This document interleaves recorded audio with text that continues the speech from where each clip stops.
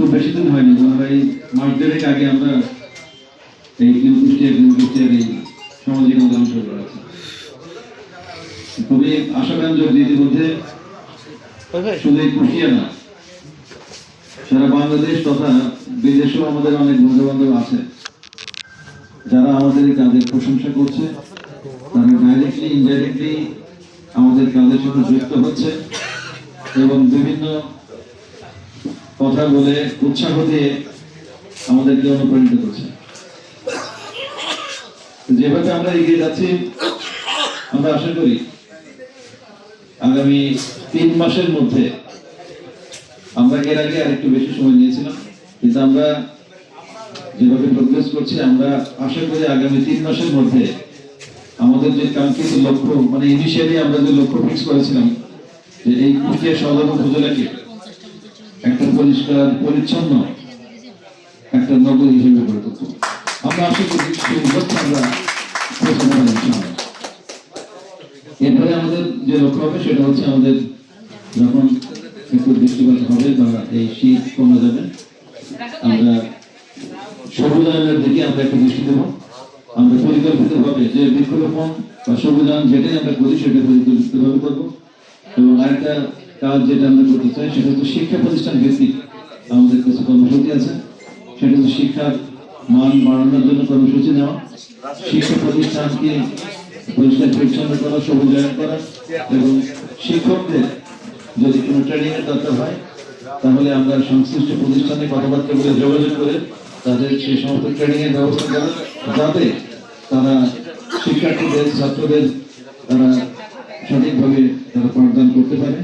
এবং শিক্ষা প্রতিষ্ঠানের যে ভবনগুলো আছে, স্থাপনা যেগুলো আছে, সেগুলো সংস্কার করা, সেগুলো বিউটিফিকেশন করা এবং প্রত্যেকটা প্রতিষ্ঠানকে আলাদাভাবে উপস্থাপন করা। এবং এই কাজগুলোতে আমাদের যেটা করতে হবে সেটা হচ্ছে, প্রত্যেকটা প্রতিষ্ঠানে আমাদের অ্যালামনাই অ্যাসোসিয়েশন করতে হবে।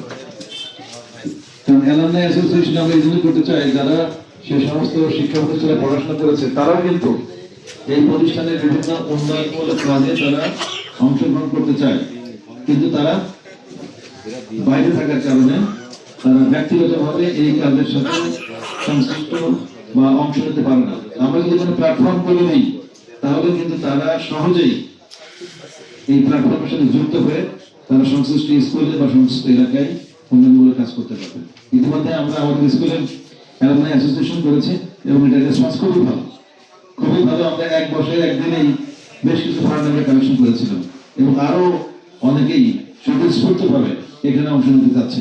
এই জন্য আপনারা সংশ্লিষ্ট এলাকায় আপনারা শিক্ষা প্রতিষ্ঠানের চিন্তা ভাবনা করেন, কারণ শিক্ষা প্রতিষ্ঠানের যদি লেখাপড়ার মান আমরা বৃদ্ধি করতে পারি তাহলে এলাকা উন্নয়ন হবে, এলাকার থেকে ভালো স্টুডেন্ট বের হবে।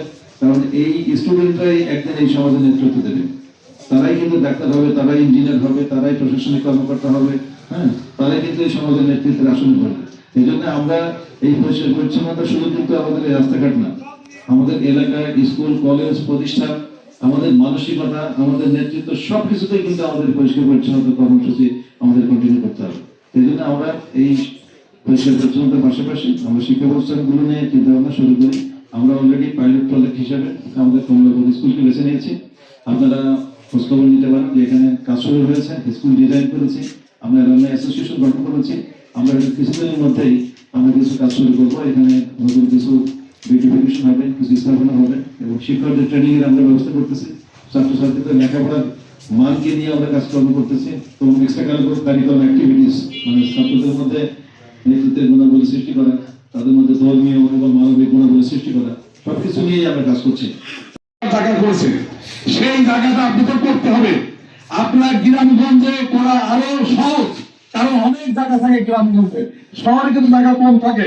আমরা অনেকে বলেছি লক্ষ্মীপুর বাজার 100 বিঘা জমি পড়ে আছে, আমার ময়লা ফেলার জায়গা 8 ফিট 10 ফিট করতে পারবো না কেন? আমাদের করতে হবে সেটা। অলরেডি আমাদের ভাতারিয়া আপনারা গেলে বুঝতে পারবেন, আমরা প্রতিনিয়ত যাই, এত সুন্দর ভাবে পরিষ্কার পরিচ্ছন্ন হচ্ছে। জানি না তারা 1 নম্বর যেতে পারবে কিনা, অবশ্যই যাওয়ার মতো অবস্থা তৈরি করেছে। আমি বলতে চাই ভাতারিয়াকে অভিযান দিয়ে, কমলাপুর তো সারা জায়গায় আপনি ঘুরে দেখবেন কোনো ময়লা নাই, এখানে কিন্তু নিট অ্যান্ড ক্লিয়ার হয়ে গেছে। তারা কিন্তু নিজেরা উদ্যোগী, সিরিয়াস উদ্যোগী। ভাতারিয়া, কমলাপুর, এই ফিল্ড থেকে শুরু করে বাজার, এই জায়গাটা ময়লার স্তূপ ছিল 3 মানুষ, ভাই কিন্তু সেই ময়লা 3 মানুষ স্তূপ করে পরিষ্কার করে এখানে ময়লা নাই। কিন্তু এরকম ময়লা কিন্তু কোথায় সদরের 13টা ইউনিয়ন কুষ্টিয়া সরকারি স্পটে ছিল না। যেটা বলতে চাচ্ছি যে আমরা আন্তরিক হবো, এটা কুষ্টিয়ার, আমরা গ্রিন কুষ্টিয়া সমাধান কুষ্টিয়া করতে হলে আমাদের নেতাদের উদ্যমী হতে হবে, একজন জাকির ভাই ফটোকপি হতে হবে, তাছাড়া কিন্তু হবে না।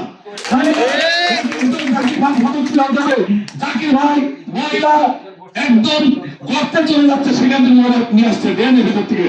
আপনারা জানেন কি জানি না, হাসপাতালে যেদিকে ময়লা পরিষ্কার করা হয় 2 নম্বর গেটে অনেক ময়লার ভিতর পা সেখানে কিন্তু হাত দিচ্ছে, প্রত্যেক জায়গায় সে ডান হাতে ময়লা তুলতেছে।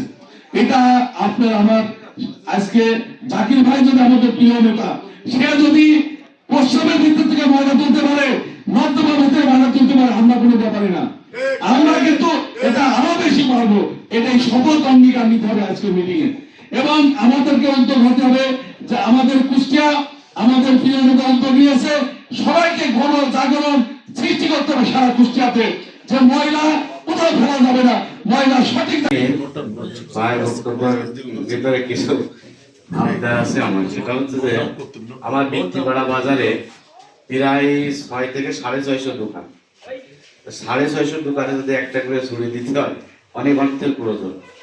সেখান থেকে যদি আমরা একটু ঝুড়ি কমাই তাহলে আমাদের মার্ক কমে যাচ্ছে, আমাদের চেষ্টা থাকার পরেও কিন্তু আমরা পাচ্ছি না। এক, দ্বিতীয় কথা হচ্ছে যে আমার বাজারে প্রতিদিন সকালে কাঁচামালের বাজার, রবি এবং বৃহস্পতিবার পানের বাজার। আল্লাহ না করুক এই কয়েকদিনে যদি ইয়েটা যায়, মনিটরিং এ যায়, আমার মার্ক কত দূরে থাক, আমাকে আরো আসতে মাইনাস হতে হবে। একটা সমস্যা। আরেকটা সমস্যা হচ্ছে যে ভাই আমরা যে কাজ করতেছি এটা আন্তরিকতার সাথে অনেকেই 70% লোক এটা সাদরে গ্রহণ করছে। মহিলাগুলা ঝুড়ি আছে, অথচ ঝুড়ির পাশে মহিলা ফেলে রাখছে, একদমই একটা মানে খুব খারাপ লাগে। এত কষ্ট করে আমরা শ্রম দিচ্ছি, তারপরে ওরা একদম হিংসাত্মক ভাবে, এটা আমরা বুঝতে পারি। তো এই দিকটা একটু যদি আপনি ব্যবস্থা নেওয়ার কোনো ইয়ে করতেন, এই আবেদনটা রেখে আমি আপনার সবাইকে ধন্যবাদ জানাই। এখানে সব দোকানে ঝুড়ি দেওয়া কঠিন, আমি এটা বিশ্বাস করি না, কারণ ওইটা বাজারও বড়, ওইখানে ব্যবসাও বড়, আয় ইনকামও বড়। এই জন্য ওই 650 একটা ঝুড়ির দাম কত? 70 টাকা দাম। তো ওই এলাকার লোক ঝুড়ি যদি না দিতে পারে তাহলে এই বাজার মেনটেন কেমন করবে? ওইখানে বাজারে যে রেভিনিউ কালেকশন হয়, ওখানে বাজারে তো কমিটি আছে নিশ্চয়ই, এবং আমরা বলছি এখানে নিজেদের সবকিছু সব দায়িত্ব নেওয়ার দরকার নেই, এখানে বাজার কমিটি প্রয়োজনে আপনারা বাজারের সাথে যোগাযোগ করতে পারেন। বাজার এখন ইতিমধ্যেই বাজার কমিটিকে সাকসেসফুলি মানে একীভূত করছে এবং তাদের সহযোগিতা নিয়েই করতেছে। আপনারা আলাদা হয়ে কাজ করতে আমরা বলছি না, আপনারা বাজার কমিটি যারা আছে তাদের সাথে একীভূত হয়ে কাজ করেন। আর যে পানের বাজার যেটা বললেন, সবজির বাজার যেটা বললেন, এটা আমরা জানি। পানের বাজার সবজির বাজার থাকলে সেখানে বললাম তো সেখানে আয়ও আছে অনেক, সেখানে আপনার ওই পরিষ্কার করার লোকও থাকতে হবে, এটা একটা ইনস্টিটিউশন। আপনার লাগবে মজাই আসবে না, আপনি কি করবেন? মনে আসবে না, তখন পরিষ্কার থাকবে। তখন যেটা হবে ওইটাই আমরা চাচ্ছি, যেটা হবে প্রত্যেকটা স্পটে আমরা কি করবো, আমরা যে স্বেচ্ছাসেবীদের সব এরকম শুধু এই কাজে ব্যস্ত থাকবো, আমাদের অনেক প্ল্যান আছে, অনেক কাজ আছে, সেগুলো করবো। তখন এটা হচ্ছে বেসিক কাজ। এটা হচ্ছে আমরা প্রাইমারি স্কুলের ক্লাস 1-এ ভর্তি হয়েছি, ক্লাস 1-এ আমরা ভর্তি করছি আমাদের লোকজন, এদের অনেক কাজ আছে, সেগুলো আমরা করবো। তো এইখানে তখন কি হবে, তখন আমরা প্রত্যেকটি স্পটে স্পেসিফিক পরিচ্ছন্নতা কর্মী রেখে দেবো, 1 জন 2 জন বা 3 জন, তারা এইগুলো করবে। ওই যে ছোটখাটো যেগুলো হয় তারা হয়তো প্রতিদিন, যেহেতু তাদেরকে টাকা দিব আমরা, তারা প্রতিদিন সকালে উঠেই বা রাত্রেই তারা করে দেবে। কারণ কিছু কিছু জায়গা অলরেডি আছে, যেমন আমাদের বাজারে আছে, আপনার হয়তো বৃত্তিপাড়ায় আছে, হয়তো বাদালে আছে, যারা আছে আমরা এরকম ওদের সাথে এরকম সহযোগিতা করে কিছুদিন করলে দেখবেন যে আপনাদের আর করা লাগতেছে না, মানে মানুষ সচেতন হয়ে গেছে, মানুষ এরকম ময়লা ফেলছে না। যে কয়েকজন পরিচ্ছন্নতা কর্মী আছে তারা করলেই মোটামুটি কাজ শেষ। আর শহরের ব্যাপারে, শহরে কিন্তু সব জায়গায় পরিচ্ছন্নতা কর্মী আছে, আপনারা যারা শহরে আছেন, শহরে আমরা কিছুদূর করে দিলে ওদের কিন্তু অ্যাক্টিভ করতে পারলে ওটা কিন্তু সহজ হয়ে যায়। তখন আমরা অন্যদিকে, যেমন আমাদের গ্রিন কুষ্টিয়া পরে আছে গ্রিন কুষ্টিয়া, এটা কিন্তু একটা অনেক ব্যাপক কাজ। এটার জন্য প্রপার প্ল্যানিং, বৃক্ষরোপণ, এটা মেনটেন্যান্স মনিটর করা, হ্যাঁ, এটা অনেক কাজ আছে। এটা আমরা আরো অনেক, আমরা তো যেটা বলছি যে ক্লিন গ্রিন শুধু রাস্তাঘাটে না, এই ক্লিন গ্রিন অনেক জায়গা আছে, সেই জায়গাগুলোতে আমরা কাজ করবো আস্তে আস্তে। কারণ আমরা তো মানুষের ডেভেলপমেন্ট চাই, আমরা আমাদের দেশটাকে যেখানে আছে এখান থেকে একটা উন্নত দেশ, উন্নত রাষ্ট্র পরিণত করতে চাই। এই জন্য আমরা রাজনীতি করি, আমরা রাজনীতির পাশাপাশি আমরা সামাজিক সংগঠন করতেছি। রাজনীতিতে আমরা আলাদা হয়ে যাই, একজনের সঙ্গে আরেকজনের অনেকই আছে, কিন্তু এইখানে আমরা সবাই বুঝতে পারি এখানে হ্যাঁ এই সংগঠনে এইটা সামাজিক সংগঠন। এখানে যারা দুর্বৃত্ত, স্বৈরাচার, মানুষের অত্যাচার নির্যাতন করছে বা মানুষের সাথে খারাপ আচরণ করছে সেরকম লোক ছাড়া সবাইকে আমরা এখানে নিয়ে আসতে পারবো। মানে সমাজের খারাপ লোক ছাড়া আমরা এখানে দলমত নির্বিশেষে সবাইকে আনতে পারবো। এটা হচ্ছে আমাদের উদ্দেশ্য, আস্তে আস্তে স্টেপ বাই স্টেপ। এখানে সবাই একটা দেশের জন্য সব মানুষেরই পার্টিসিপেশন দরকার, কিন্তু অনেক সময় রাজনৈতিক প্ল্যাটফর্মে আমরা সেটা পাবো, সেটা আমরা কিছু আমাদের দিয়ে থাকবো। এই জন্য এই প্ল্যাটফর্মকে আমরা অনেক দূর নিয়ে যেতে চাই। এই জন্য আমরা ইনিশিয়ালি যে কাজটা বললাম যে ক্লাস ওয়ানের যে কাজটা শুরু করেছি সেটা আমরা প্রাতিষ্ঠানিক রূপ দিতে চাই, এবং প্রাতিষ্ঠানিক রূপ দেওয়ার জন্যই আমরা এই শিক্ষা সফরের আয়োজন করেছি, যেটাতে আমরা ওখানে শিখতে পারবো এবং মানে শিখতে যাওয়ার আগে নিজের অর্গানাইজেশনটা আমরা একটু বুঝাইতে পারবো। এবং বোঝানোর মাধ্যমে যে ক্রাইটেরিয়া ফিক্স করা দরকার সেটা আমরা ফিক্স করেছি, ফিক্স করে আমরা সেখানে যাবো, যে আমরা যেটা শিখবো সেটা আমরা বাস্তবায়ন করবো। এখন এই ব্যাপারে যদি আপনাদের কোনো পরামর্শ থাকে বা কোনো জিনিস বুঝতে অসুবিধা হয় আপনারা কথা বলতে পারেন। মূলত আজকে এই জন্যই আপনাদেরকে এখানে ডাকা হয়েছে। সবাইকে ধন্যবাদ। আসসালামু আলাইকুম।